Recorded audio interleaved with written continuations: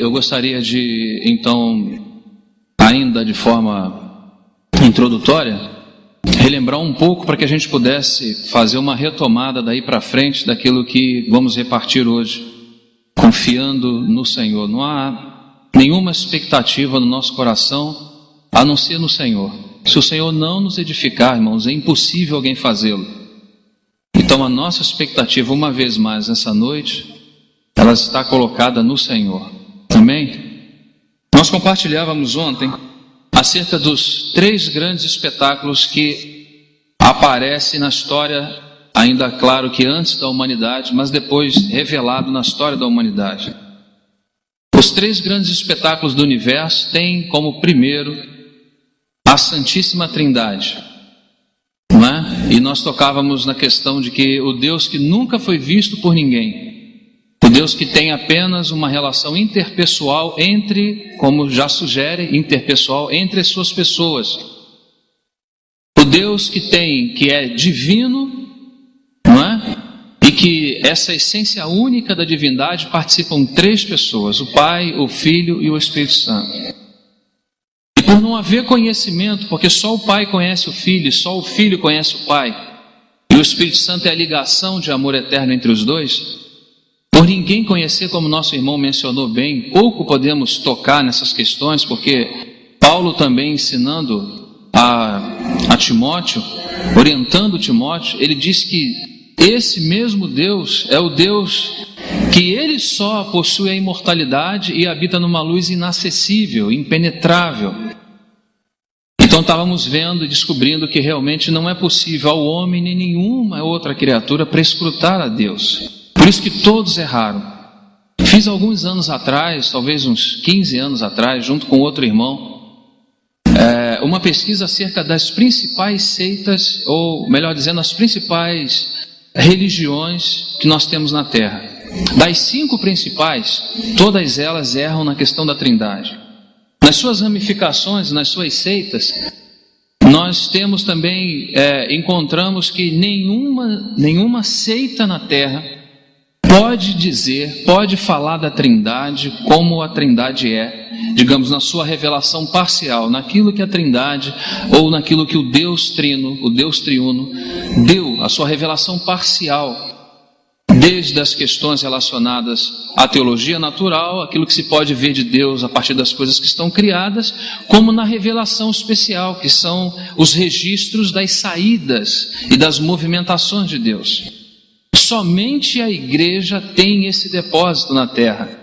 Ninguém tem esse depósito na terra. Ninguém pode falar de Deus como a igreja. Sabe por quê?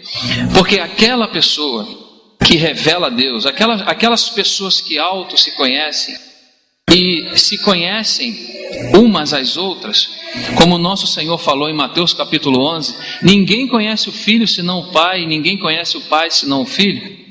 Alguém precisava sair dentre essas pessoas para nos revelar e para nos falar acerca desse Deus Trino. Essa pessoa foi o nosso Senhor Jesus. Ele é a revelação. Diz Hebreus que ele é a expressa imagem da sua hipóstase, da sua subsistência. Não é pessoa ali no grego, não é prosópon, senão hipóstase. Então o nosso Senhor Jesus foi aquele homem que saiu, aquele Deus 100% e homem 100%, que não deixou a Trindade, mas saiu, vocês entendem essa expressão, saiu, numa das suas saídas, ele veio para revelar o seu Pai. Mas o que é mais importante em tudo isso, e o que mais nos toca, irmãos, é que Deus, no seu plano eterno, ele realmente planejou que essa expressão desse Deus que nunca foi visto por ninguém, seria feita através de um organismo chamado a igreja. E isso nós hoje podemos entender porque tantos danos na história da igreja. Porque Satanás atacou tanto a igreja e o livro no qual a sua fé estava estabelecida, estava apoiada. Porque, irmãos, Deus escolheu um homem coletivo, aquele façamos o homem do Gênesis, era o homem que estava no coração de Deus. Deus não contava, irmãos, tanto assim com Adão quanto parece. Deus contava com seu filho, porque para revelar a Deus, precisava sair de Deus. Não poderia haver revelação, nem princípio de revelação, não é? Se não saísse daquela comunhão da Santíssima Trindade. Foi o nosso Senhor que saiu de lá, e aí imediatamente está constituído o segundo grande espetáculo, a encarnação do Verbo. Se o Verbo não viesse, não encarnasse, não viesse até nós, seria impossível conhecer a Deus. Nós vemos também que o capítulo 3 de Efésios, citando apenas o capítulo 3, no versículo 11, ou mesmo ainda a partir do 10, diz que para que agora, pela igreja, isso deve, irmãos, estremecer o nosso coração, isso deve nos jogar no chão profundamente. O Deus que nunca foi visto por ninguém, é o seu propósito eterno, revelar de si, não somente no seu aspecto essencial, na sua unidade essencial, não só dar testemunho da sua essência, não só dar testemunho do seu eterno poder, mas mais do que isso, dá testemunho do seu caráter, dá testemunho da sua imagem. Por isso que sempre quando toco nesse assunto, preciso aqui alfinetar de alguma forma aqueles que atribuíram a Calvino um calvinismo que Calvino não era calvinista. Aquele calvinismo hipercalvinista da linha de Teodoro Bessa, que foi um discípulo de Calvino, né? E fez algumas afirmações de um determinismo religioso que predestinava um homem ao inferno e um outro homem ao céu. E o que nós vamos realmente ver é que aquela predeterminação é para que sejamos conformados à imagem do seu Filho. Essa eleição que acontece segundo o seu pré-conhecimento, ela tem uma finalidade. Deus elegeu você e ao mesmo tempo, Ele elege segundo o seu conhecimento antecipado. Ele sabe que você vai contar com a graça dele num determinado tempo da sua história, que você vai receber o toque do Espírito, o seu falar, e você vai se dobrar diante do seu Filho e vai confessá-lo. Então, conhecendo, ele faz a eleição segundo um conhecimento antecipado. E quando ele te elege também e te dá, junto da eleição, te dá um destino. E esse destino, irmão, não é outro. Não é para você morar no céu. E morar no céu é consequência de receber a obra de Cristo. Porque se Jesus, não é? Se Ele é a vida eterna, então, e se Ele veio habitar em nós, então, como nosso irmão bem nos lembrava, então a vida que recebemos é eterna. Então a nossa salvação é eterna também. Mas agora, mais do que isso, não só a salvação, porque na visão de Deus, salvação nunca foi uma coisa relacionada só ao Espírito. O homem é tripartido. E o próprio Senhor Jesus, quando assumiu a sua natureza humana, não é? Ele já tinha a sua natureza divina. Quando ele assume agora a natureza humana, ele assume a natureza humana de um homem completo, não só de um homem que tem espírito. Porque se ele é somente um espírito, então ele é só um espírito que ele precisa socorrer apenas o nosso espírito. Mas ele é um homem completo, assim como ele é um Deus, como ele é Deus 100%, ele também é um homem 100%. Ele tem espírito, ele tem alma e ele tem corpo. Muitas vezes ele menciona, não é? Como na cruz, quando ele entrega o seu espírito nas mãos do Pai, não é? A sua alma também, ele mesmo disse que a sua alma estava agonizada até a morte, diz lá no original. Alma e espírito, e também ele tinha um corpo. Ele era um homem perfeito, porque ele precisava atender às demandas não só de Deus, mas as nossas próprias. Quando Adão caiu, não foi só o seu espírito que se apartou de Deus, não é? Mas a sua vontade, a sua mente, suas emoções e razão, e também se apartou. Tudo se apartou, e o homem passou a viver, nascer, crescer, reproduzir e morrer. E esse não era o propósito eterno original. O propósito eterno original era que na eleição ele também fosse destinado a um fim, um propósito específico. E esse propósito específico é a expressão de Cristo na sua plenitude, não é? Da formação de Cristo em nós no tempo. Essa questão que nós tanto mencionamos e ouvimos falar sobre o reino de Deus, é essa esfera a que ele está se referindo. Essa esfera de atuação do Filho. O reino, irmãos, claro que nós somos, muitos de nós, e respeito também os que são amilenistas, mas me identifico com a doutrina milenista.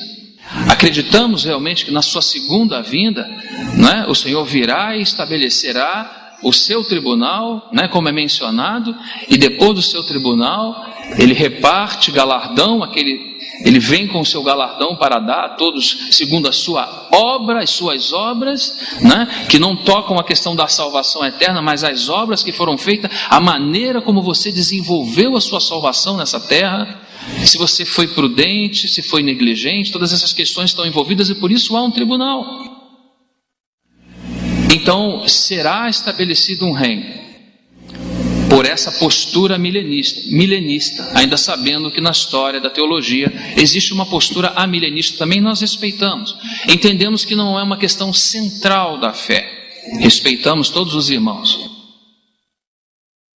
Mas ainda, irmãos, antes desse tempo milenar, existe um tempo de testemunho que Deus precisa dar aqui. O Deus que nunca foi visto, ele agora quer ser conhecido e por meio do organismo. O reino, na verdade, nada mais é, antes desse aspecto milenar, dos 1000 anos depois da segunda vinda de Cristo, o reino, ele é, na verdade, muito mais lógico e importante na era em que estamos vivendo. A formação de Cristo em nós é para que haja uma esfera e uma área de domínio de Deus.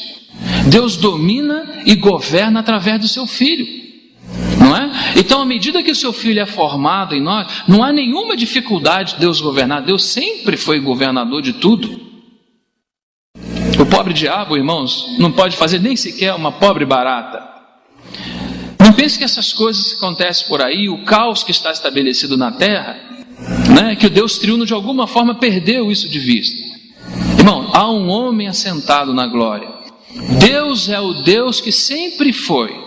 Ele nunca mudou. Nós temos algumas mudanças, sofremos algumas mutações, ainda que sou criacionista, entenda essa questão de mutação. Sofremos, hoje temos uma coisa, amanhã temos outra, por isso que o Senhor nunca pôde deixar questões relacionadas apenas a nossos sentimentos, porque senão hoje o diabo nos apresentaria a Rainha Elizabeth e amanhã nos chamaria de mendigo. E hoje nós ficaríamos alegres porque conhecemos a Rainha Elizabeth e amanhã nos sentimos o mais miserável de todos os homens. O Senhor deixou muito claramente uma revelação especial, uma palavra escrita, para que o meu e o seu sentimento fosse medido por essa palavra. Essa palavra é eterna, ela nunca muda, assim como Deus essa palavra. Você sabe o que é essa palavra? É a natureza do próprio Deus. Aquilo que Ele fala é aquilo que é próprio dEle. Se essa palavra diz que Ele é fiel, irmão, toda essa palavra é fiel. Por quê? Porque ela sai de dentro dEle. É Ele mesmo. Esse aspecto então da natureza que estamos enfatizando na reunião de ontem à noite. O que quer dizer isso? Que no Antigo Testamento tínhamos um testemunho claro de que Javé era e é um. Devido a todos aqueles acontecimentos pagãos que haviam nas nações da época, ele precisava deixar esse testemunho claro para Israel. Estou relembrando alguns irmãos e outros que não estiveram aqui. Mas antes desse testemunho nós temos que nos reportar à eternidade. Porque o testemunho de Deus, ele começa no tempo, mas no coração de Deus ainda está na eternidade. Deus planejou antes. O telos, ele vem antes do cosmos. Ou seja, o propósito, ele vem antes da criação. Deus primeiro planejou, tinha no seu coração. E por isso você está sentado aí, eu estou aqui em pé. Porque Deus planejou, Deus tem um plano. Nós não estamos envolvidos com um Deus que apenas leva a coisa aleatoriamente. Os céus não improvisam nada. Tudo já está no coração de Deus de forma escrita. E está acontecendo no tempo segundo a sua soberana vontade.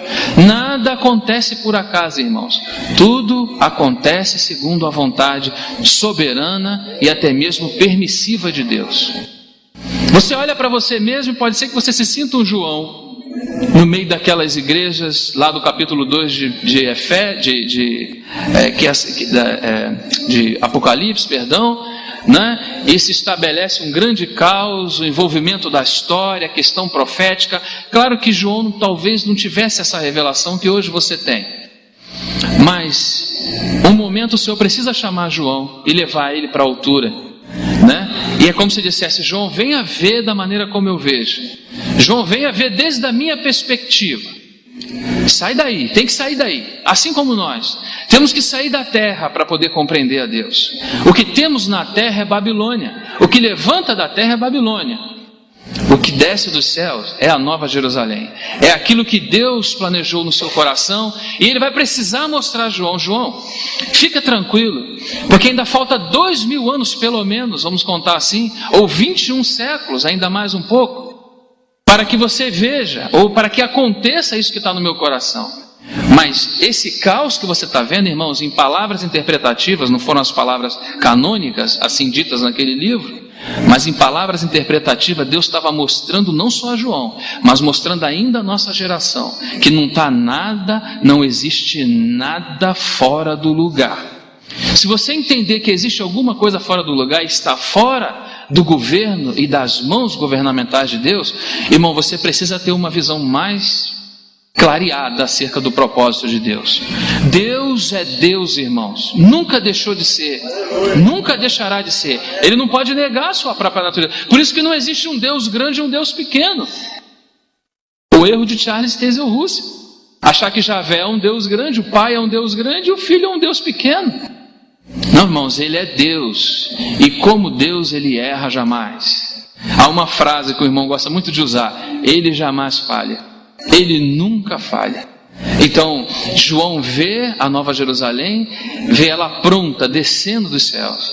Irmãos, nós podemos olhar para a nossa realidade e vemos que as coisas estão muito fora de lugar ainda. Mas nós não estamos confiando em nós mesmos. E nem estamos confiando na nossa mão e o quanto nós podemos fazer. Nós estamos confiando no Deus da glória. Nós estamos confiando naquele Deus lá da eternidade, o transcendente, que também é imanente. Nós não somos como os muçulmanos, que cremos apenas num movimento transcendental de Deus.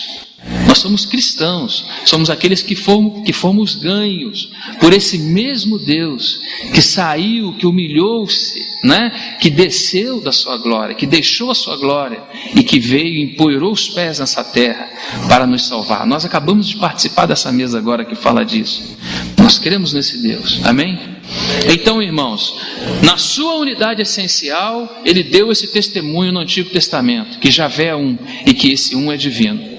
No Novo Testamento aparece um segundo testemunho, e esse testemunho é que esse Deus divino deseja revelar a sua imagem. Imagem na Bíblia sempre está se referindo ao seu Filho. Ele expressa a imagem, não é? Ele também é a glória, ele também é a sabedoria, segundo Provérbios capítulo 8 e capítulo 9, não é? Ele expressa a imagem da sua hipóstase. Imagem, a Bíblia sempre fala de representatividade, ou seja, Ele é quem representa a Deus. Ele é o caráter de Deus sendo vivido na terra. Por isso que principados e potestades estão olhando para a igreja. Anjos também benignos estão olhando para a igreja. Sabe o que eles estão querendo ver na igreja? Quem você acha que eles estão querendo ver na igreja? Às vezes nós exaltamos a igreja acima do lugar que ela foi colocada. Irmãos, a Cristo toda a glória. É Ele que precisa ser visto. A igreja é o veículo pelo qual e através do qual, pelo Espírito Santo, Ele se manifesta. Ele é visto. E uma vez que Ele é visto, Deus é conhecido. E eles olham, eles atentam bem, ficam olhando, observando. Quando você é tentado em alguma situação, quando nós somos tentados em alguma situação, o diabo já sabe que tipo de reação, porque toda ação gera uma reação. Então o diabo sabe exatamente onde estão as nossas fraquezas, não é? E toca exatamente naquela tecla. E aí quando nós reagimos, ele já sabe que tipo de reação vai ser. Sabe por quê? Porque é uma correspondência entre o veneno da serpente e o que foi colocado na carne humana. Então quando ele olha, ele sabe que onde ele toca vem resposta. Por isso que há muita atração ainda no nosso coração em relação ao mundo. Sabe por quê? Porque o mesmo veneno que está lá é o veneno que foi colocado na carne, na natureza humana. Por isso que Paulo fala, em mim, e aí ele precisa corrigir, porque não é em mim no sentido de Paulo, espírito, alma e corpo. Ele fala, em mim, e aí ele corrige, isto é, na minha carne não habita bem algum. Porque porque no seu espírito habita o Deus da glória, não é? E a sua alma está sendo ganha pela palavra, e o seu corpo será glorificado na sua segunda vinda do Senhor Jesus, a salvação plena de Deus, não é? Mas quando nós somos tocados naquela área, naquela esfera escusa da nossa alma que ainda não está totalmente ganha, então há naturalmente uma resposta. E existem duas formas de você dar resposta. A primeira resposta é aquela resposta que nasce da natureza humana caída, e que Satanás bem conhece. A segunda resposta é uma resposta que ele não conhece, que nem você mesmo conhece. A necessidade de vivermos no Espírito, desse terceiro aspecto que vamos tocar um pouco hoje. Irmãos, que importância tem isso? Toda a obra de Cristo, toda a sua kenosis, todo o seu despojamento, todo o seu viver sem pecado, não é? A sua morte de cruz, o seu derramamento de sangue, a sua ressurreição ao terceiro dia, a sua ascensão, o enviado Espírito, todas essas provisões, elas são altamente necessárias, que fazem parte do pacote chamado Evangelho, para que agora, uma vez que aqueles que amam o Pai, e que o Pai os honra por conta desse amor, e o Senhor diz mais, que viremos para Ele e faremos nele morada. O Senhor Jesus, juntamente com Deus Trino, Pai, o Filho e o Espírito Santo, vem morar dentro do homem, não é? E aí agora começa um terceiro movimento, e que está identificado com aquele terceiro espetáculo, a edificação da casa de Deus. O primeiro espetáculo, a Trindade. O segundo espetáculo, a encarnação do Verbo. O terceiro espetáculo, a edificação da casa de Deus. Agora o Espírito, em comunhão com o nosso Espírito, o Espírito que nos foi dado, agora em comunhão com o nosso Espírito, vai começar a nos comunicar, irmãos. Nos comunicar o quê? As filosofias de Sócrates, as filosofias de Platão, as filosofias de Descartes e de todos esses homens filósofos que influenciaram toda a humanidade e até parte da igreja. Muitas coisas você vê, se você estudar os pensadores, você vai ver que está fazendo parte da igreja de Cristo, lamentavelmente. Da igreja de Cristo nada pode fazer parte a não ser o Cristo glorificado. Deus não tem resultado do seu trabalho se Cristo não aparece na sua igreja. Então, irmãos, agora chegamos diante de um grande dilema. Esse ponto é um ponto muito especial para nós não podemos nos perder aqui. Desse propósito eterno de Deus, desde a eternidade, passando pela manifestação do Filho, não é? Vindo habitar o Deus Trino dentro do novo homem, não é? Daquele que se entregou ao Senhor Jesus. Agora começa um trabalho, e esse trabalho é agora mais intenso do que nunca. Esse é o trabalho agora que todas as respostas às demandas sociais serão dadas de forma acertada ou de forma equivocada, né? Agora está o divisor de água diante de nós, né? Ou vamos poder, à medida que reagimos às ações, sejam do mundo espiritual, seja da sociedade que nos cercam, né? Sejam por influências muitas vezes satânicas, malignas, etc., vamos ter que dar resposta, e a resposta que precisamos dar é Cristo. Então você vai entender agora que o Espírito Santo tem fundamental importância nesse processo agora. Nós falamos tanto do encabeçamento de Cristo, nós focamos tanto a Cristo, porque é real e é necessário. Mas, irmãos, a igreja tem perdido esse que é agora um dos mais importantes serviços da Trindade, a obra do Espírito Santo.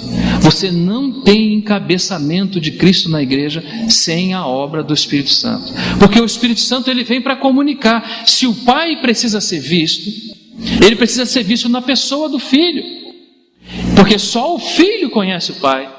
Você vai observar em João, logo no início, que o Filho está, em Mateus, em João no início, o Filho está no seio do Pai. Mas em João capítulo 13, quem está no seio do Filho? João. O Filho está no seio do Pai em João 1, versículo 18. Mas em João 13, versículo 23, é João que está no seio do Filho. Você vê agora o aspecto que nos envolve para a edificação desse terceiro espetáculo. É um aspecto relacional. Se não houver, irmãos, relacionamento entre a igreja, não é? E o Santo Espírito de Deus, nós não teremos a realidade daquilo que recebemos. Não é que não recebemos, nós recebemos. O pacote está completo. Eu não entendo esse evangelho futurista que sempre está esperando uma coisa chegar. Se você quiser ver se já chegou alguma coisa, não olhe para frente, olhe para trás. Já tem 21 séculos que tudo foi te dado. Deus deu-se por completo a nós. Ele é o Deus que é aquilo que é, Ele se revela como é e Ele também se dá como é. Ele não deu 30%. Diz que viremos para Ele e faremos para eles e faremos nele o quê? Morada. Não passou por aí e depois foi embora. Morada permanente. O Deus eterno habita dentro de você, irmão. O Deus eterno habita dentro de você, irmão. Habita dentro de nós. Então Ele precisa vir para nós e trazer toda a sua obra para dentro de nós. Toda a obra que Cristo fez na cruz vem para dentro de nós. Isso começa na eternidade, como falávamos antes, não é? Mas agora já está dentro de nós. Mas agora dentro de nós precisamos de um aspecto importante. O aspecto relacional agora com a pessoa do Espírito Santo. É essa pessoa que glorificará a Cristo na sua vida, que dará a você o aumento de Cristo. Você fala de Cristo, você lê a Bíblia, você lê literatura, mas se você não se envolve com o Espírito, não há possibilidade. Olha o que fala Mateus capítulo 25, quando relaciona aquela questão das virgens prudentes e as imprudentes. No que consistia as virgens imprudentes? Qual eram as suas debilidades? Não tinham azeite na vasilha.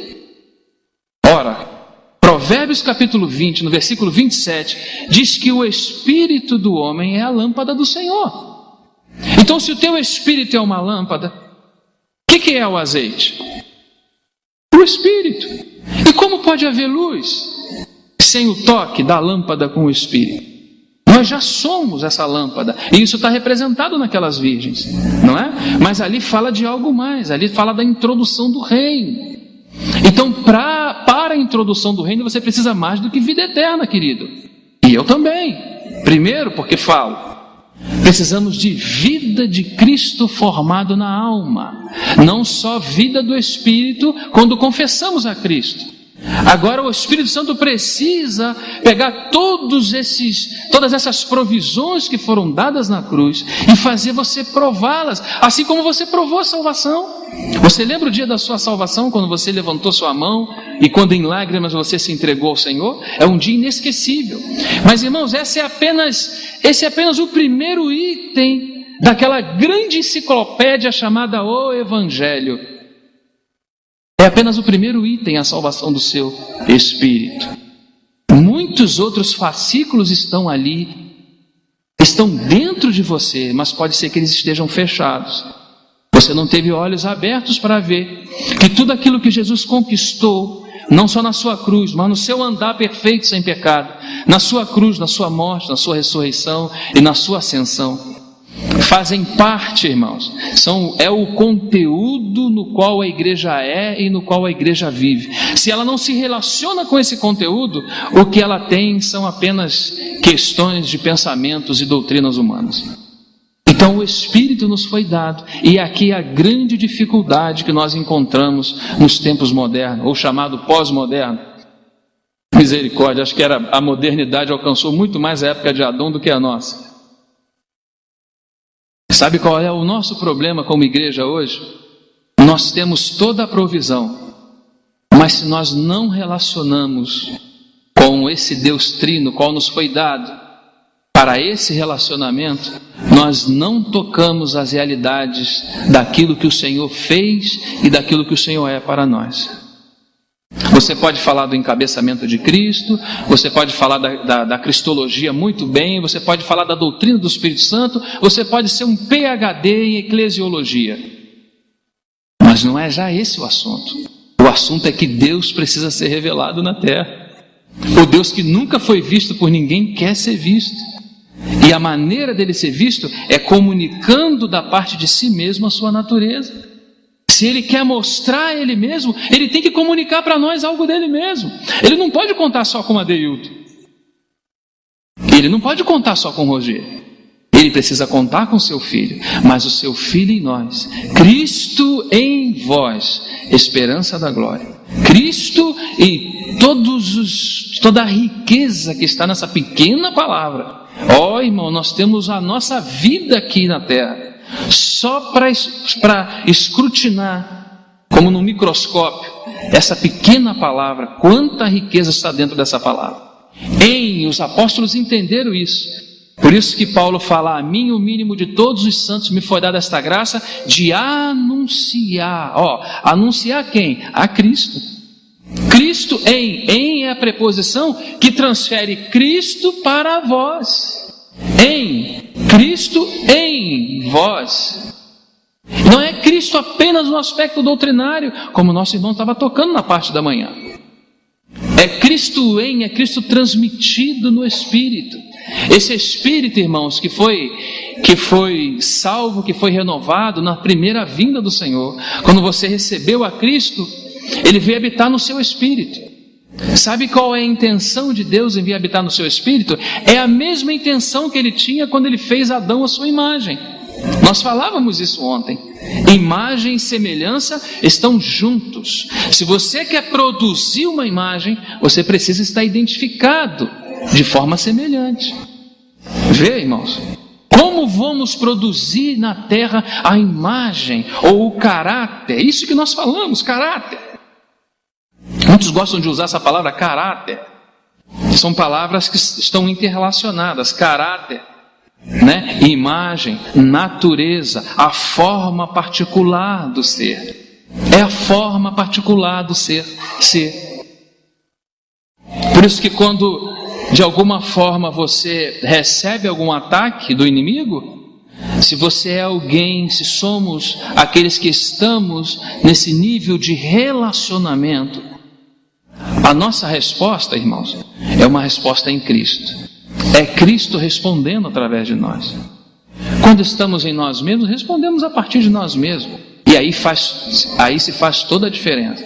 Então Adão tinha uma imagem porque o propósito eterno de Deus era que ele fosse representado desde o início. Adão perde essa imagem, não é? Mas essa imagem Deus não estava contando que fosse exatamente Adão, não é? Então, quando você vê a Cristo sendo glorificado, quando Ele vem habitar dentro de nós, essa é figuradamente agora a realidade, daquela sombra, daquela imagem que Adão possuía. Ali apenas está dando aquelas pequenas pinceladas acerca do propósito de Deus de se revelar em Cristo, de abrir uma esfera entre a sua criação, de domínio, uma esfera que Ele dominasse e que Ele governasse. Esse é Cristo, irmãos.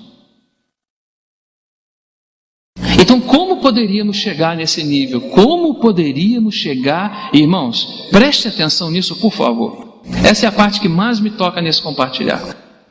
Como é possível cumprirmos o propósito eterno de Deus se temos apenas os mandamentos e os bons mandamentos do nosso Senhor? Como seria possível isso? Irmãos, Ele não está só te mandando. Ele deu a você o espírito de virtude. Ele deu a você o Espírito que há extrema necessidade da nossa relação com Ele, para que essas verdades que já foram depositadas em nós possam ser realidades também. Então voltamos nesse ponto. Assim como o Filho pôde revelar o Pai, porque estava no seu seio, assim também, quando você abre João 13:23, quando você vê na última ceia, João sentado, recostado sobre o seio do Filho, é porque aquele Filho que conhece o Pai, agora pode transmitir a João esse conhecimento. Você vê a relação aí? Se você abre a porta rapidamente daquele lugar, onde eles estavam ali participando daquela mesa, você vê que tudo ali cheira a comunhão. Tudo ali fala de comunhão. Imagina um homem recostado sobre o ombro do Senhor. Isso fala de amor, isso fala de intimidade. Não era possível. Por isso que também entendo que foi o apóstolo que foi preservado até o final, né? Porque foi alguém que mais se aproximou. E isso está intimamente relacionado com o nosso serviço, irmãos. Não há serviço na igreja se não há relação, não é? Se você quer uma relação no nível horizontal, primeiro ela precisa acontecer no nível vertical. Se nós não conhecemos a Deus, como conheceremos os nossos irmãos em vertim, não é? Porque a palavra fala: se você não ama o seu irmão que vê, como amará a Deus que não vê, não é? Mas, irmãos, é o nosso relacionamento com Deus é que nos faz relacionarmos uns com os outros. Essa é a base. Você nunca vai conseguir se relacionar com ninguém. Você pode ser um bom artista. Eu consigo fazer bem isso. Sabe o que faz um bom artista? Ele interpreta bem, não é? Mas, irmãos, entenda uma coisa: a tua interpretação tem limite. Tudo em você é limitado, em você e em mim. Não existe nada que o Senhor possa contar em nós mesmos.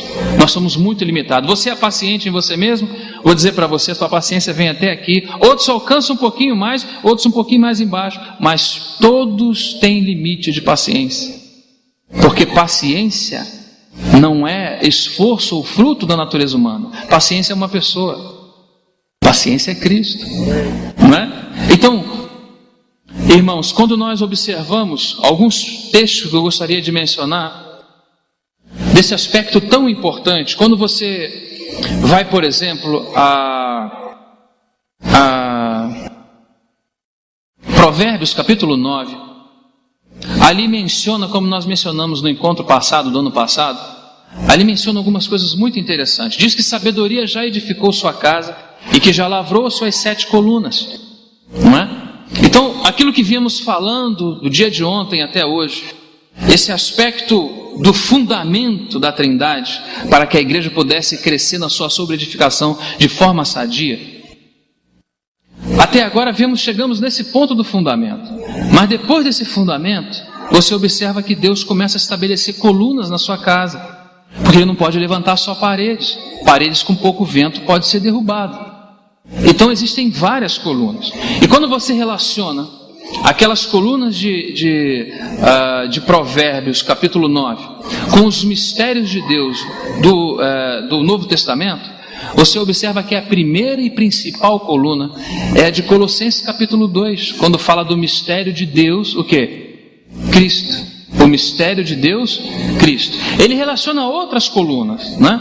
Então ele fala do mistério da vontade divina, em Efésios 1:9. Ele fala da terceira coluna, que é o mistério da economia divina, porque essa igreja tem um modelo que não pode ser alterado, não é? E Moisés precisa ser obediente ao modelo, Paulo precisa ser obediente à visão, não é? Então o mistério da economia divina aparece lá em Efésios capítulo 3, no versículo 9. Né? E uma coluna vai desabrochando outra, porque na coluna do mistério de Deus, Cristo, é uma coluna relacional, e vamos ver isso já já.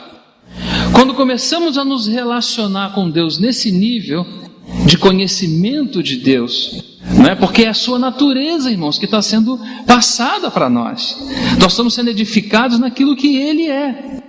Então é Ele que está transmitindo isso para nós. E isso começa com um aspecto relacional primeiro. Isso está identificando a primeira coluna, o mistério de Deus Cristo. Por que menciono que ela é relacional, essa coluna que é formada na igreja? Porque fala de Deus Cristo, fala do relacionamento, entre linhas, do relacionamento do Deus Trino, né? Fala da revelação de Cristo, revelando a Deus, não é? E Ele só revela a Deus porque Ele se autoconhece em suas pessoas. Então ela é relacional. Mas à medida que você vai se relacionando com Deus, essa coluna vai crescendo na igreja. Vamos abrir um parêntese, irmãos. Vocês já observaram que as reuniões de oração, não aqui em Macaé, mas em muitos lugares, lá em São Pedro da Aldeia, são as reuniões menos frequentadas pelo povo de Deus, porque nós não entendemos o propósito de Deus. Nós achamos que se ouvirmos uma boa palavra no encontro, o que vai acontecer? Irmão, tudo vai ser diferente, não vai mudar nada. Não vai mudar absolutamente nada. Existem fatores específicos que a palavra de Deus dispõe para uma edificação sadia. E a edificação leva tempo, leva fogo e outras coisas. Deus não está fazendo uma obra com um passo de mágica. Envolve sangue, inclusive, isso daí. Não é? Então aquela coluna primeira que é relacional, à medida que a igreja entende esse seu chamamento, que o primeiro chamamento dela é esse envolvimento na vida do homem interior, é o exercício do espírito e não da mente. Porque se ela perde o exercício do espírito, a única coisa que lhe sobra é a mente. Então a gente começa a fazer as coisas já que perdemos. Temos as provisões? Temos. Está escrito na Bíblia. Bom, então vamos reproduzir isso. Então abre aí, irmão. Está escrito tal lugar, nós temos isso, temos aquilo. Só não provamos. Só não podemos provar, hein, irmãos? Mas temos. Essa é a triste história de que muitas localidades estão vivendo. Fala-se muito e muito bem de Cristo como cabeça. Mas não é Cristo como cabeça nos céus, não. É Cristo como governo da igreja local. É Cristo como governo do homem. É como governo da família. É Cristo formado em nós. E aí, irmãos, quando começa esse terceiro espetáculo, que é a formação de Cristo em nós, não é? Quando começa esse terceiro espetáculo, irmão, como o Espírito Santo precisa nos falar o quanto dependemos dele. Quanto precisamos, irmão, nos humilhar, nos ajoelhar diante do Senhor. Irmãos, tenho ouvido irmãos falar que por causa do movimento pentecostal eles eram pentecostais e por causa do movimento pentecostal se afastaram. Mas não se afastaram do movimento pentecostal, se afastaram do Espírito Santo. E hoje falamos em dons com muita técnica e com muito cuidado para que não haja nenhuma manifestação. Nós queremos uma edificação onde a gente pode efetivamente, de uma forma muito, sem até saber o que está fazendo, incondicionalmente, devagarinho colocamos nas nossas mãos, devagarinho. E vamos dando o nosso jeito, saiu uma língua aqui, a gente já tapa, saiu um negócio estranho ali, irmãos. A questão é que eu não falo com ênfase apenas nos dons específicos, qual tem me referido, mas eu me falo em relação à pessoa bendita do Espírito Santo. Se nós perdermos essa pessoa de vista, esquece edificação da igreja. Se perdermos o Espírito Santo de vista e na nossa relação, esquece edificação da igreja. A primeira coluna, então, ela é relacional. Assim como o pai se relaciona com o filho, assim agora João vai precisar se relacionar com o filho também. Se João vai receber revelações para entregar ao mundo, ele vai precisar estar diante do filho, reclinado no seu seio. Isso fala de intimidade, irmãos. Isso fala de comunhão. E à medida que vamos nos relacionando na primeira coluna, a segunda aparece o mistério da vontade divina. Porque muitos ficamos ociosos no conhecimento em relação à vontade, o mistério da vontade. O mistério da vontade divina continua sendo um mistério para muita gente. Ainda que Efésios 1:9 diz que é encabeçar, né? Anaquefalai o sastai, né, trazer de volta, encabeçar a Cristo. Mas não vai adiantar ficarmos apenas repetindo palavras. O encabeçamento para Deus é real. E por que temos dificuldade de conhecer a Deus? Porque essa coluna não é formada ainda totalmente. A coluna do mistério da vontade. Como vamos poder conhecer a vontade? Quando nos relacionamos com aquele que tem vontade. Você começa a se relacionar com Deus, você vai observar que Ele tem vontade. Você casou com essa mulher e você não sabia que ela tinha tantas vontades. Mas depois que você casou com ela, e à medida que vocês se interrelacionam, você vai saber que ela tem vontades e até vontades estranhas. E os homens também. A cana bate mais duro na gente, irmão. Então, relacionamento, irmãos, é uma palavra-chave para o nosso viver hoje. Se quisermos edificação, irmãos, vamos precisar comprar ouro. O ouro da natureza divina. O comprar que a nossa carne não vai querer comprar. É aquele monte da santa presença que o caminho é de subida. A carne não gosta. Eu gosto de ouvir uma boa palavra. Eu gosto até quando o irmão toca nessas profundezas aqui e ali. Puxa, eu acho muito legal. Mas edificação da casa não tem nada a ver com coisa legal. Tem a ver com cruz, com morte, com identificação, com comunhão, com relacionamento. Bendito seja o nome do Senhor, irmãos, porque Ele pode nos falar. Bendito seja o nome do Senhor, que Ele nos fale a tempo, para que a gente não erre o alvo. Então, irmãos, quando nós observamos, gostaria que vocês abrissem comigo em Atos capítulo 1. Quando nós mencionamos a questão da edificação da casa de Deus,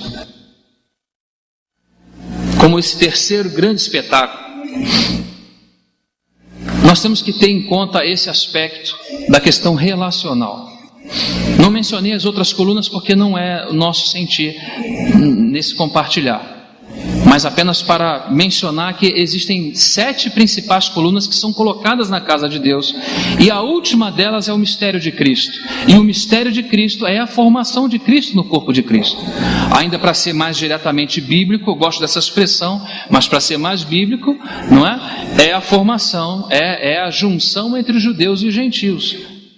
Mas Deus não tem nada se Ele juntar judeu com gentil. Ele pode ter um grande problema, inclusive, juntar gentil com judeu.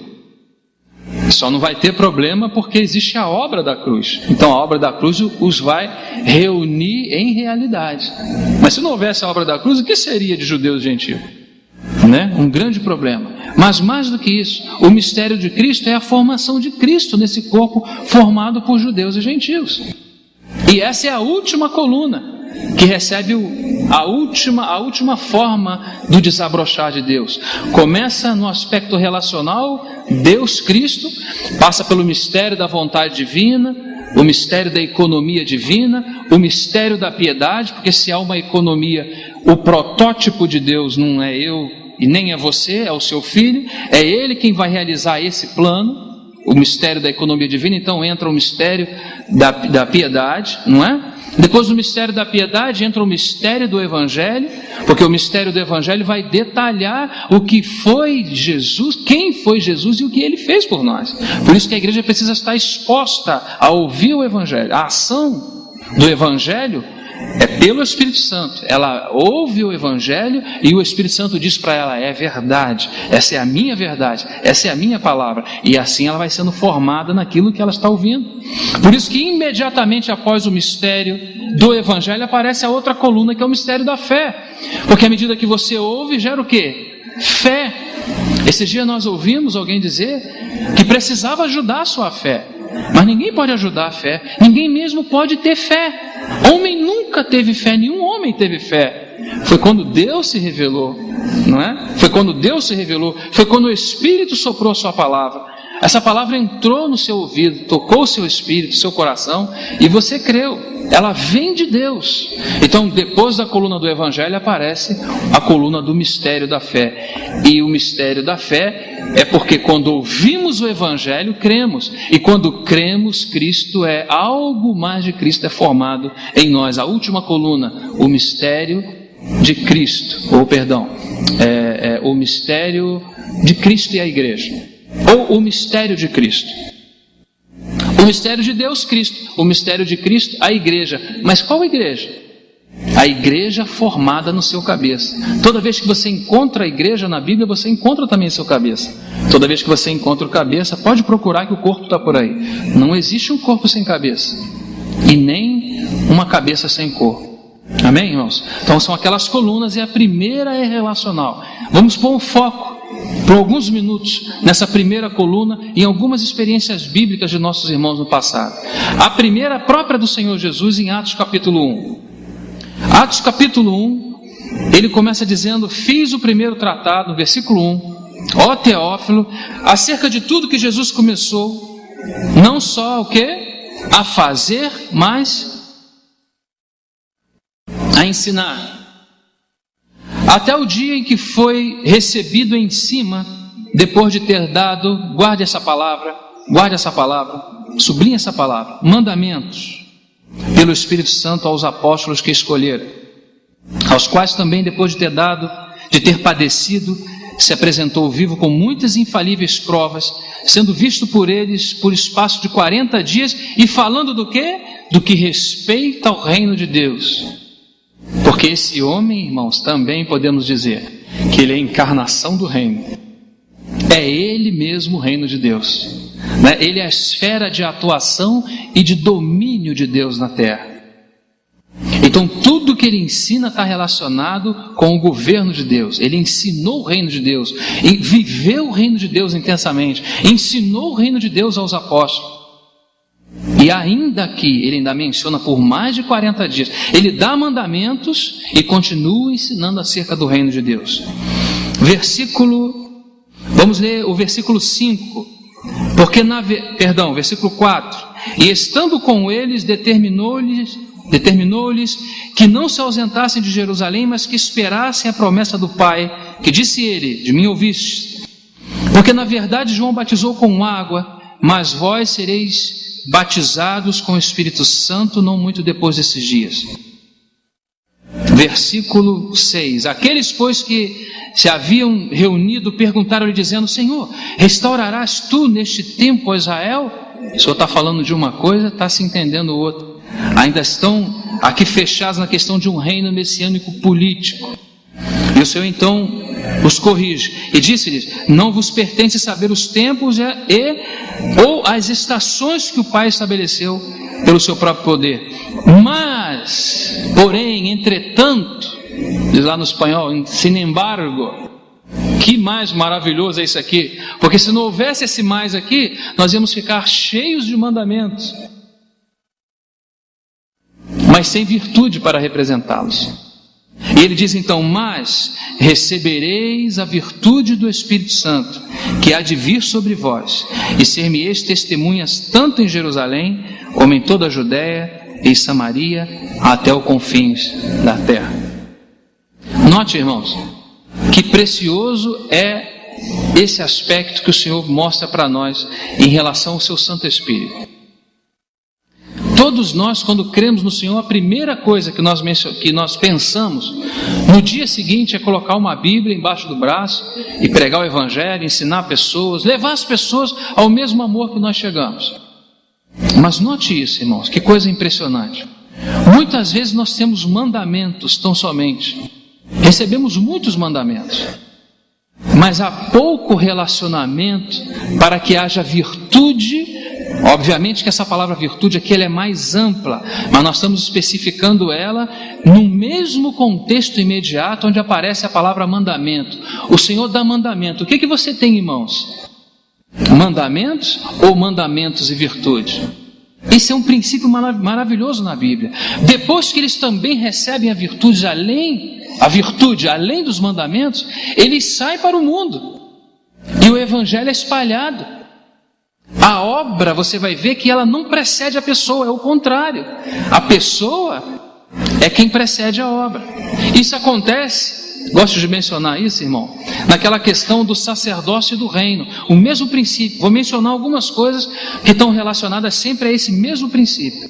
Se quisermos uma edificação da casa, que no momento seguinte vamos começar a nos levantar para servir, vamos começar a abençoar de forma mais eletiva, de forma mais específica e efetiva, vamos ver manifestações de Deus, claras de Deus, não do eu, de Deus na igreja, o amor, a graça, a misericórdia, todas essas questões que estão relacionadas à natureza dele. Se nós quisermos isso, nós podemos classificar isso como as boas obras que Deus preparou de antemão para que andássemos nela. Por isso que quando os fariseus perguntaram a ele: que faremos, pois, para executar? Porque isso é com a gente, executar é com a gente. Pois é, vocês executaram tanto que vocês acabaram com tudo. De tanta execução, não sobrou nada. A obra de Deus é essa: que creais naquele que Ele enviou. Por que é necessário crer, irmãos? Porque sem fé é impossível. Não há caminho de entrada. Fé é um mistério que precisa ser revelado a nós à medida que o Evangelho nos é revelado. À medida que os nossos olhos são abertos para ver a realidade e a verdade do Evangelho, a fé, irmãos, que nós tanto gostamos e queremos, é que começa de forma mais intensa em nós. Então toda a virtude de Deus no aspecto da sua imagem, da sua personalidade, no seu caráter, enfim, todas essas questões relacionadas à natureza são as obras que Deus preparou de antemão para que andássemos nela. Não são outras obras, você não encontra outras obras. Essas obras é Cristo, né? E o fruto é aquele fruto do Espírito, não está no plural, está no singular no grego. Todos os frutos começam a aparecer. Como é que nós queremos ver fruto na igreja se não nos relacionamos com a pessoa que é o fruto de Deus para nós e através de nós? Então você vai sempre ver esse princípio nas Escrituras. Qual o princípio? O primeiro é relacional, o segundo é representativo. No próprio Senhor Jesus você vê isso. Ele ensina mandamentos, mas manda guardar a virtude. E quando eles recebem a virtude, eles então podem testemunhar ao mundo. Não é? Às vezes temos muito mandamento e queremos testemunhar, mas não temos força. Porque a força motriz que vai conduzir esses mandamentos em nós, está lá a palavra que Paulo fala, né? Aprove a Deus me salvar, desde o ventre da minha mãe, né? Para revelar o seu Filho porque existe uma revelação de Cristo para o homem, existe uma revelação de Cristo no homem e através do homem. Como é necessário, irmãos, o nosso envolvimento com a pessoa bendita do Espírito Santo, para que essas realidades sejam reais entre nós. Isso não é misticismo não, irmãos. Misticismo, sabe o que é? Ser místico é nascer de novo. Você nasceu de novo? Quem nasceu de novo aqui? Você é místico, então. Você nasceu de novo. Ficamos com tanto medo dessas questões, sabe? Que nos fechamos e ficamos cheios de mandamento e estamos pesados de mandamento, que não conseguimos carregar mandamento. Irmão, como é que faz isso assim? Irmão, isso é assim, assim, assim. Você faz uma pergunta a um irmão hoje que nasceu há 10 minutos na fé e ele te responde coisa que você nem sabe. Eu não sei se ele vai na internet, eu não sei qual é a fonte dele. Mas vamos chamar isso de Cristo? Onde está a vida? Onde está a manifestação do caráter? Onde está a manifestação da pessoa? Então não estou colocando a experiência em detrimento do mandamento. Mas precisamos entender que uma coisa não podemos dissociar uma coisa de outra. Se você quer só sentir, porque hoje muita gente quer sentir e está sentindo coisa do arco da velha, como dizia a vovó. Tem uns sentimentos aí que te arrepia. Sabe por quê? Porque se esqueceu o mandamento. Abriu-se mão do mandamento. Então você vê a necessidade das duas coisas. Irmão, você pode receber um pouquinho nesse encontro. O Senhor pode falar, o Espírito Santo pode falar uma pequena palavra ao seu coração nesse encontro. Mas se você leva para essa palavrinha para diante do Senhor, essa pode ser uma grande palavra para você.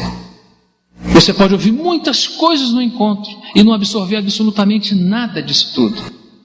Mas aquela pequena porção, se você leva, Senhor, como esses pequenos pães e peixes, Senhor, quero meditar nessa tua palavra, Senhor Jesus. Se eu quero invocar o teu nome, o seu Espírito, abre os meus olhos para compreender isso. Senhor, reparte isso comigo, se eu quero sentir o gosto disso. Porque não é pecado sentir, irmãos. O complicado do tempo que estamos vivendo é que as pessoas estão sentindo fora da palavra. Se é uma onda nova, vamos sentir, e isso é perigoso. Mas, irmãos, se é a palavra de Deus, irmãos, se os dias de Atos dos Apóstolos voltar para os nossos dias, irmão, eu não sei como vão ser as nossas estruturas. Eu não sei como vão ser. Tenho observado claramente que temos sido bastante observadores dos mandamentos de Deus, mas pouco temos nos relacionado com o Deus dos mandamentos. Então temos bastante palavras, temos bastante coisa a dizer, não é? Mas temos pouco a revelar.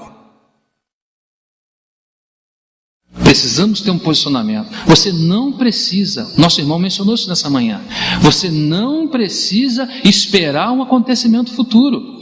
O Espírito Santo está dentro de você. O Pai, o Filho e o Espírito Santo está dentro da igreja. Essa é a verdade da Bíblia. Não espere uma ação, claro que no momento ele precisa, quem sabe, oxalá, queira Deus, ele possa estar de alguma forma querendo nos falar isso nessa noite, nos tocando a ilharga, nos tocando do lado, como se dissesse: estou aqui, vocês não vão conseguir, vocês vão precisar da minha ajuda. Como nós precisamos, irmãos, como nós precisamos. Amém? Então você tem esse primeiro aspecto, mencionando aquela questão da entrada do sacerdócio para o resultado ser reino. Essa é uma outra expressão que se usa muito comumente hoje. Todos nós sabemos o que significa e o que quer dizer reino. Doutrinalmente nós estamos 100% talvez. Mas quando haverá reino, se não houver o caminho sacerdotal? Você lembra como entrava o sacerdote? Ele, para representar Deus diante do povo, ele precisava estar diante de Deus. Esse é um princípio do Antigo e também do Novo Testamento. Lembra daquelas pedras, as 12 pedras que estavam no seu peito? Elas pesam o seu coração, não é? Eles vão precisar falar ao povo, mas antes, eles vão precisar ouvir de Deus. E eles entram e parece que é uma forma de que Deus usou sempre para convidar o homem para aquela presença santa. Primeiro no átrio exterior, onde a luz do testemunho é a luz do cosmo, é a luz da lua e das estrelas. Luz fala de testemunho. E foi assim que Deus começou a chamar o homem para perto de si, ainda antes do Evangelho, no que se chama de teologia natural. O que se pode conhecer de Deus a partir das coisas que estão criadas, não confundindo o Criador com a criatura. Então o Senhor começa a chamar o homem a partir desse testemunho do cosmos, né? E por isso eles estão indesculpáveis, se tornaram indesculpáveis. Por quê? Porque são injustos. Diz que dos céus se manifestam a ira de Deus sobre toda injustiça e impiedade do homem. Sabe que impiedade é essa, injustiça é essa? Porque eles conhecem a Deus, mas não o confessam. Eu sou ateu. Aí aperta só o dedinho dele e fala: ai meu Deus, tu não era ateu? Há um testemunho no cosmo para dizer: estou aqui. Não vamos entrar em tantos detalhes, mas o próprio homem, constituição humana, você vê que as nações se perderam porque não conheciam a Deus, se perderam, foram atrás de Deus pagãos. Por que foram atrás de Deus? Quem mandou eles irem atrás de Deus? As suas próprias consciências. Há no homem essa lei, na sua consciência, ainda que naturalmente, que o leva, que o conduz a buscar um Deus. E quando ele erra o alvo, ele vai achar sapo, serpente, escorpião, e vai chamar de Deus, lagartixa, etc. Mas depois Deus continua chamando o homem, e ele encontra o homem num segundo lugar. Esse segundo lugar é o santo lugar, não é isso? E que você tem no santo lugar como luz? O testemunho da igreja de Macaé, da igreja de Cabo Frio, da igreja de Arraial do Cabo, não é? Isso está representado lá nos pães, no candeeiro que está no santo lugar, com luz cétupla, com luz perfeita. Essa é a luz que tem que brilhar na igreja. Não é a luz da filosofia nem do entendimento humano, é a luz de Deus. Então o homem, quando chega diante da igreja, ele encontra um segundo testemunho, e esse testemunho é o testemunho de Deus na igreja, não é? Mas ali também tem os pães da proposta. Não confunda com propiciação, é proposição de proposta, pães diante da mesa, pães diante de, essa é a ideia. Então mostra que Deus no Antigo Testamento não ficou sem testemunho. Ele deu um testemunho parcial através desses 12 pães representando o povo de Israel. E no Novo Testamento deu o testemunho dele acerca da igreja. Mas ainda não contente, Deus continua chamando o homem. E onde ele quer o homem? No Santíssimo.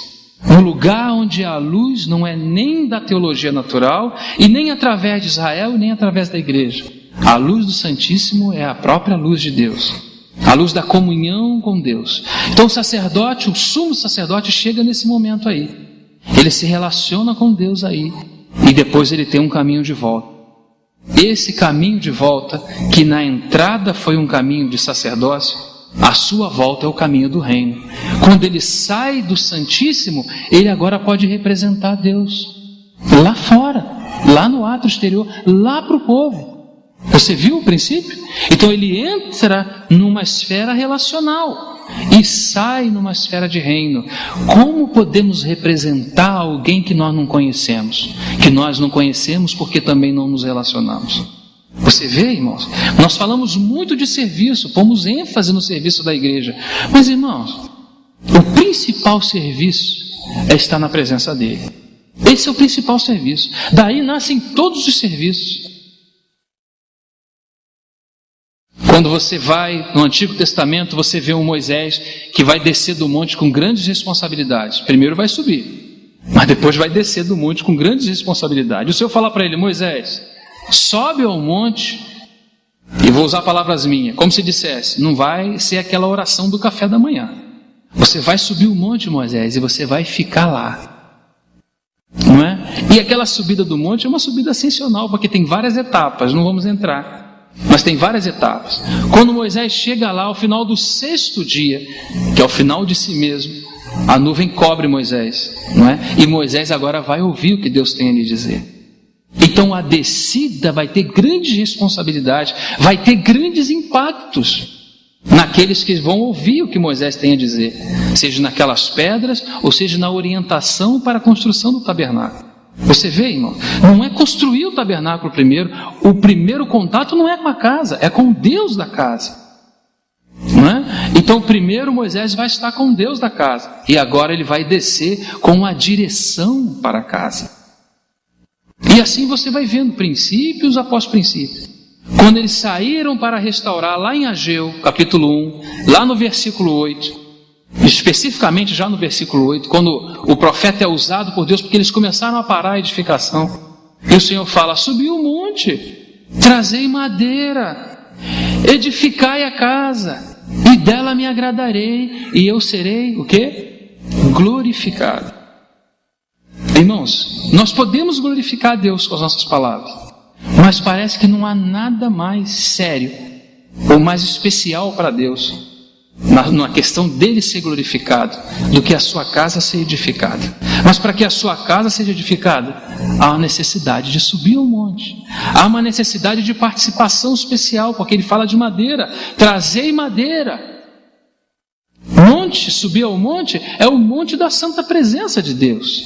E quando ele fala levar, trazer madeira, é porque ele fala da nossa participação responsável. Na Bíblia, madeira aparece como natureza humana, não é? Nós temos que ser responsáveis nessa questão do monte. É uma realidade que está diante de nós. Irmãos, muitos exemplos assim foram dados no Antigo e também no Novo Testamento. Mencionei um que queria mencionar para os irmãos, já vou terminando. O de Gênesis capítulo 28, quando Jacó tem aquela experiência com a casa de Deus. Jacó viu a casa de Deus. Ele chegou lá com aquela pedra e falou: bom, que lugar é esse? Parecia um lugar comum. Vou deitar aqui, vou tirar uma soneca. Botou aquela pedra, colocou a cabeça ali e foi dormir. E ele teve uma revelação, não foi só um sonho. E nessa revelação, um dos fatores importantes dessa revelação é que havia uma escada que tocava os céus e a terra. E na cabeceira daquela escada estava Javé, diz lá no original, né? Estava o Senhor na cabeceira da escada. E se nós formos entender aquela figura que aparece ali, nós vamos observar o seguinte: Jacó teve clara visão, ele mesmo falou: que lugar terrível. Era tão terrível que ele saiu correndo de lá. Ele teve visão da casa de Deus e saiu embora, foi embora. Se esse lugar é terrível e ele diz que esse lugar é a casa do Deus vivo, de Deus, como é que ele vai sair daí? Sabe qual é o fator? Que aí nessa visão existe a casa de Deus, mas não só a casa de Deus, existe uma escada que fala de relacionamento, porque essa escada toca os céus e a terra. Para mim é um quadro maravilhoso que é pintado aqui. Você vê a casa e você vê a escada de relacionamento. Deus não quer só uma casa, a casa ele já tem. Ele quer uma casa cheia. E a maneira de encher essa casa, não é, irmãos? É ele se comunicando na forma como ele é. E para ele se comunicar, ele precisa nos ter ao seu lado. Então quando você abre as páginas do Novo Testamento, você vê um outro homem, esse é Paulo. E esse teve visão não só da casa, mas ele viu quanto era imprescindível a questão do relacionamento. E lá no capítulo 3 da sua carta aos Efésios, vocês vão lembrar que diz que ele se pôs de joelho. E ele não vai pedir camelo novo, ele não está nessa linha da teologia da prosperidade. O que ele pede é para que os irmãos fossem fortalecidos, sabe aonde? No homem interior. Vamos ler esse texto. Acompanhe comigo esse texto, por favor, irmãos. Efésios capítulo 3. Já vamos terminando.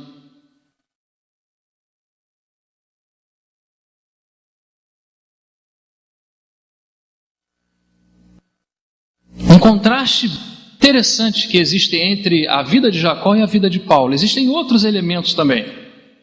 Mas esse agora, ele vê a casa, mas ele não viu a questão da escada. Parece que não ficou claro para ele. A vontade de Deus dos céus tocar a terra, dessa relação entre Deus e o homem. Diz que os anjos subiam e desciam aquela escada, não é? E Jacó viu tudo aquilo, falou, bom, vou fazer um negócio, né? Pediu, fez aquela oferta brilhante, né? Do velho, a suma do velho homem está naquela expressão de oferta de Jacó. Ele pede tudo a Deus e, como se não bastasse pedir tudo, de tudo que Deus desse a ele, eu nunca vi uma aliança desse tipo. Ele pede tudo e dá 10% de volta. Bom, se ele pediu tudo, seria como se eu desse ao Jadinho, né? Falou, Jadinho, vamos fazer uma aliança? Vamos. Bom, eu vou entrar com alguma coisa. Você entra, mínimo 50-50. Não, o Jardim vai me dar tudo que é dele, e depois que ele me der tudo que é dele, fala, bom, segura 10%, usar de misericórdia com você. Esse é o esperto, mas tem os labões da vida para ajudar nesse processo. Vai chegar já já um tio que vai ajudar ele. O Senhor sempre tem as suas maneiras para nos ajudar. Amém? O Senhor sempre tem as suas maneiras. Mas quando nós chegamos no Novo Testamento, nós vemos um homem diferente. Um homem que viu a casa e viu a necessidade de fortalecimento no espírito, de fortalecimento no homem interior. E essa era a oração de Paulo. Esse homem está de joelhos orando. É ele quem mais fala orar sem cessar. Essa expressão sai dele.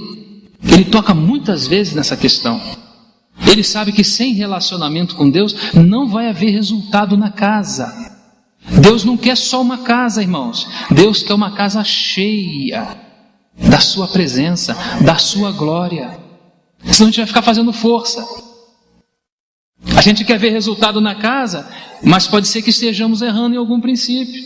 E aí falando, dá glória a Deus, irmão. Irmão, levanta sua mão, irmão sobe, irmão desce, irmão fica em pé, irmão senta. Eu já estou suando, irmão, de tanto fazer essas coisas. Só ficamos com a orelha e bochecha vermelha de tanto fazer força. A vida de Deus vai fluir de maneira diferente em nós, irmãos. Se nós atentarmos que a pessoa bendita do Espírito está aí para esse relacionamento mais íntimo, para que as realidades da obra da cruz sejam efetivas na vida da igreja. O serviço da igreja aconteça. Irmãos, já vão mais de 20 anos que eu estou ouvindo falar sobre a vida do corpo de Cristo. E é o que a gente ainda menos vê. Pode ser que seja esse o diagnóstico, pode ser. A nossa falta da relação mais íntima com a pessoa do Espírito Santo. Irmãos, a Trindade, volto a dizer, o Deus Trino está dentro de nós. Você não precisa esperar uma manifestação. É só você se colocar diante dele e você vai ver que essa verdade não é porque eu estou falando, é a verdade da Bíblia. Você vai percebê-lo no seu espírito.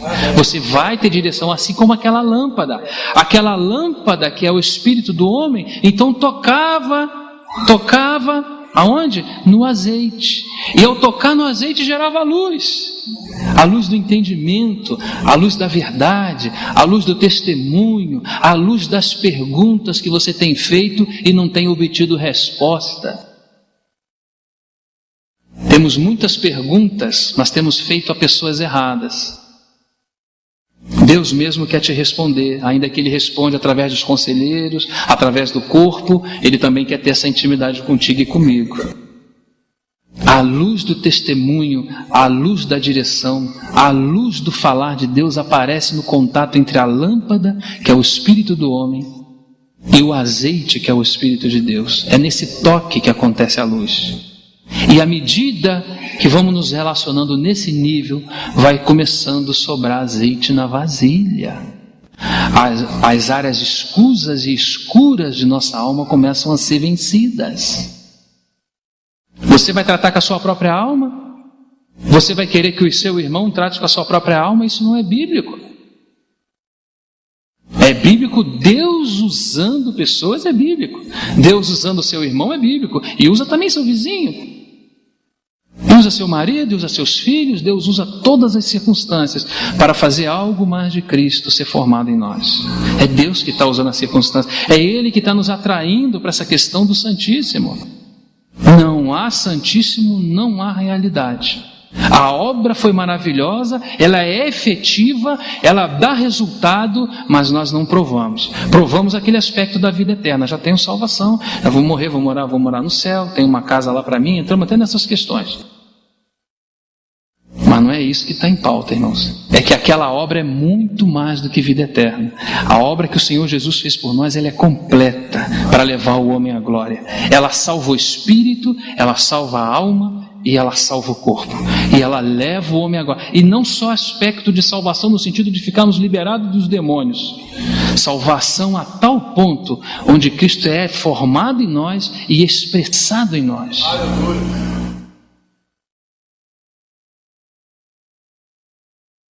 Então aqui Paulo fala, vamos terminando, Paulo fala aqui no capítulo 3, por esta causa, a partir do versículo 14, por esta causa, ou por causa disso, me ponho de joelhos.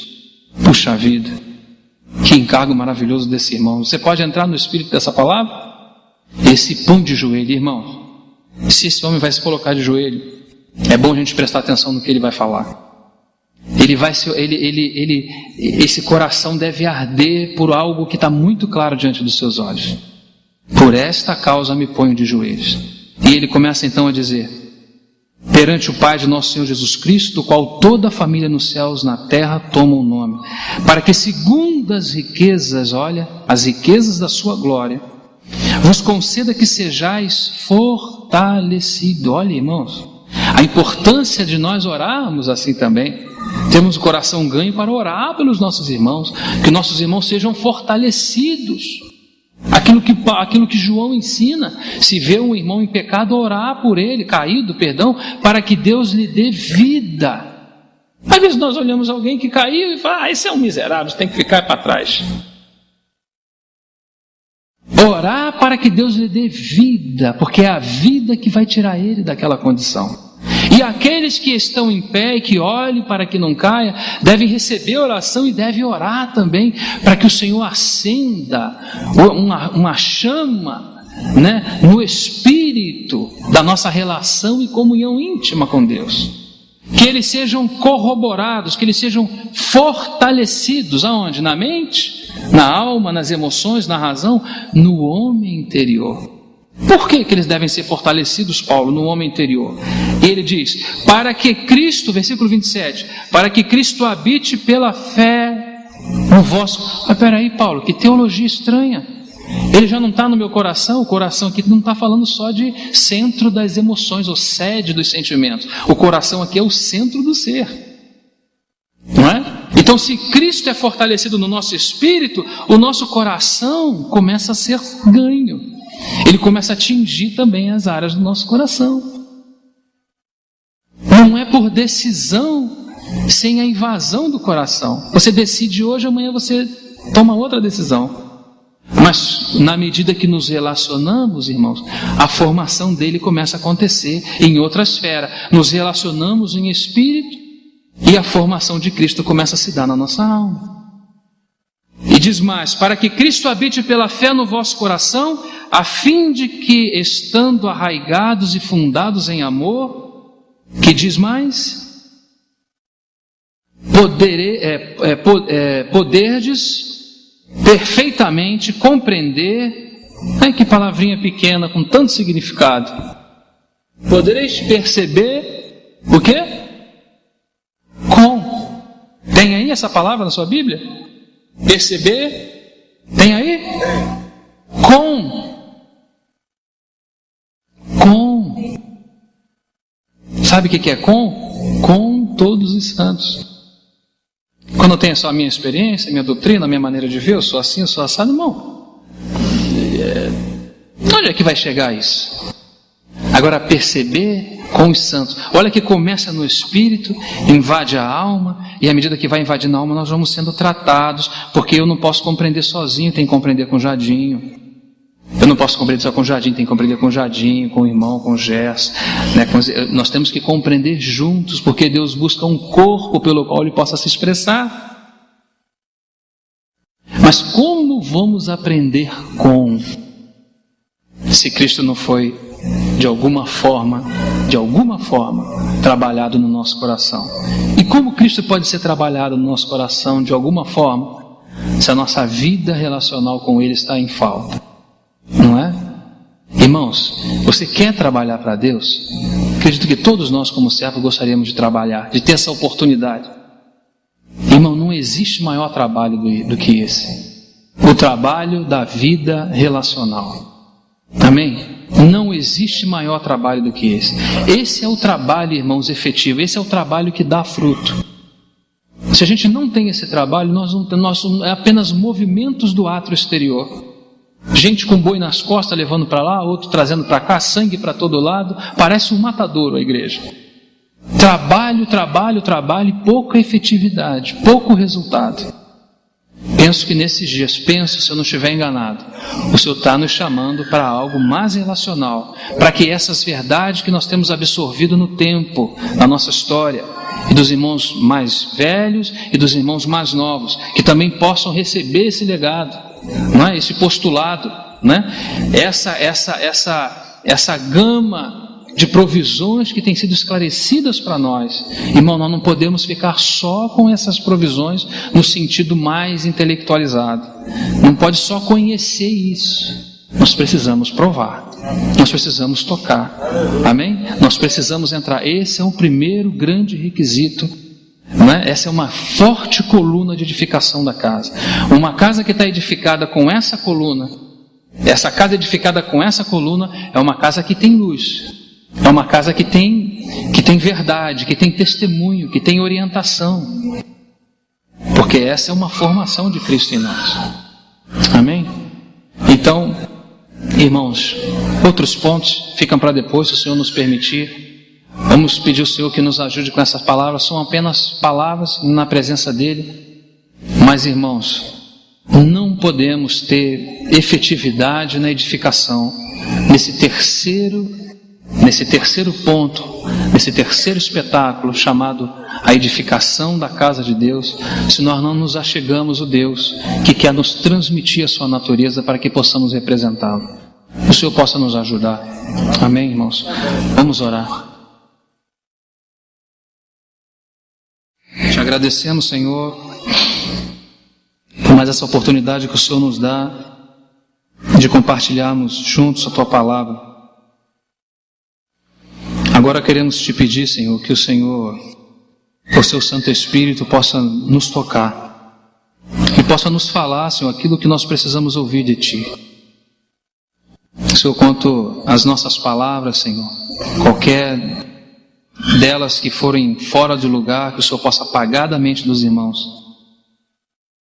Mas aquelas que são importantes para ficarem registradas no Espírito, para que possamos levar essas realidades para a nossa vida cristã, que o Senhor possa nos impressionar e nos impressar com o Seu Espírito Santo.